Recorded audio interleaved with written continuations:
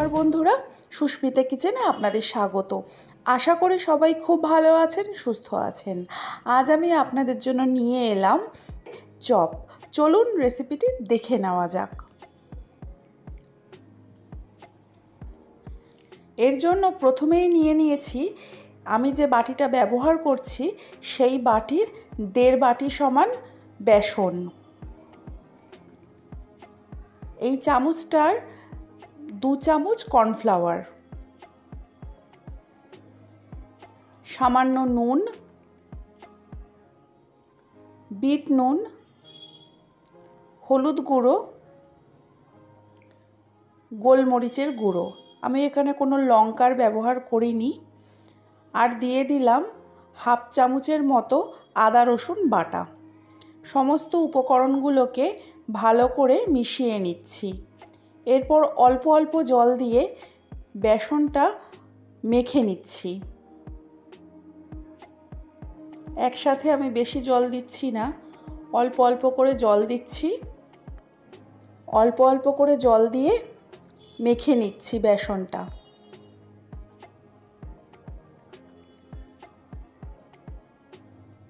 খুব ভালো করে ফেটিয়ে নিচ্ছি বেসনটা। একটা জিনিস দেখাতে ভুলে গিয়েছিলাম, এখানে 1/2 চামচের মতো আমি খাবার সোডা অ্যাড করেছি। ঠিক কনসিস্টেন্সিটা এই রকম হবে। আগে থেকে সেদ্ধ করে রেখেছিলাম আলুটাকে খুব ভালোভাবে আমি মেখে নিচ্ছি, যাতে কোনো দানা দানা ভাব না থাকে।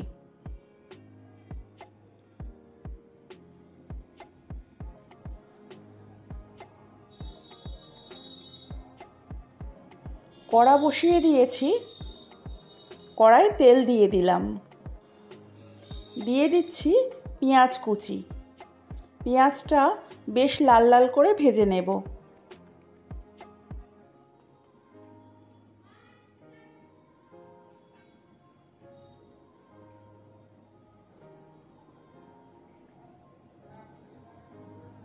দিয়ে দিচ্ছি সামান্য নুন, হলুদ গুঁড়ো,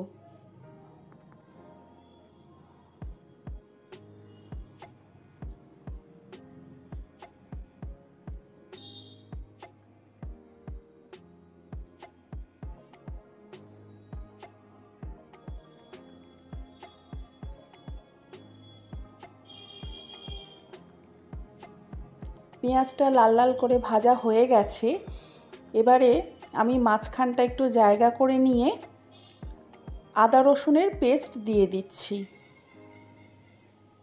আদা রসুনটাও ভালো করে পেঁয়াজের সাথে ভেজে নেব, যাতে আদা রসুনের কাঁচা গন্ধটা না থাকে।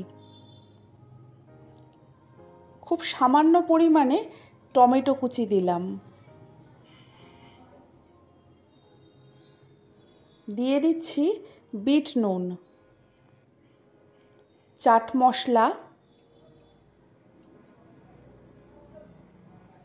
গরম মশলা গুঁড়ো, ধনে গুঁড়ো, জিরে গুঁড়ো, ধনে পাতা কুচি।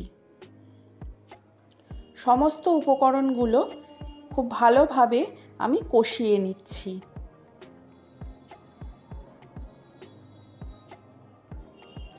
আমি এখানে কোনো লঙ্কা দিইনি, আপনারা চাইলে অবশ্যই শুকনো লঙ্কা বা কাঁচা লঙ্কা ব্যবহার করতে পারেন। এবার সেদ্ধ করে রাখা আলুটা আমি দিয়ে দিলাম।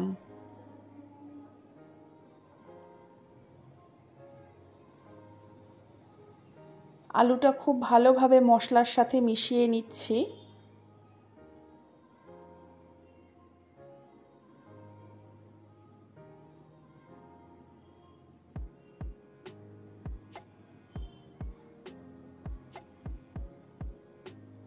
যখন দেখবেন আলুটা এইভাবে কড়া থেকে উঠে আসছে, তখন বুঝবেন যে আলু একদম রেডি।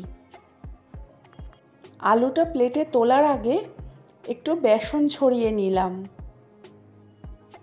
আলুটা এবার ঠান্ডা হতে দিচ্ছি। আলু ঠান্ডা হয়ে গেছে। এরকম ছোট ছোট বলের আকারে আমি তৈরি করে নিচ্ছি। ছোট ছোট বলের আকারে তৈরি করে নিলে চপগুলো তৈরি করতে সুবিধে হবে। সবকটা বলের আকারে তৈরি করা হয়ে গেছে। এই থালাটায় আমি আবারও একটু বেসন ছড়িয়ে দিচ্ছি।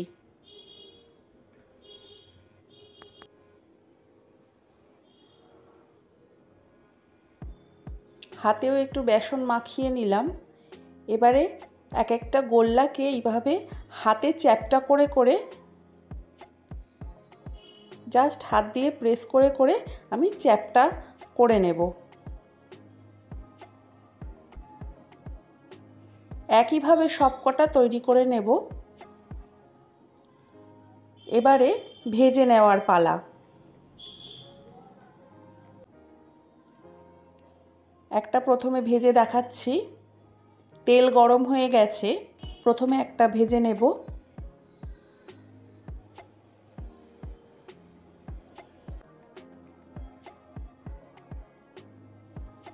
দেখুন ফুলে উঠেছে, আমি উল্টে দিচ্ছি।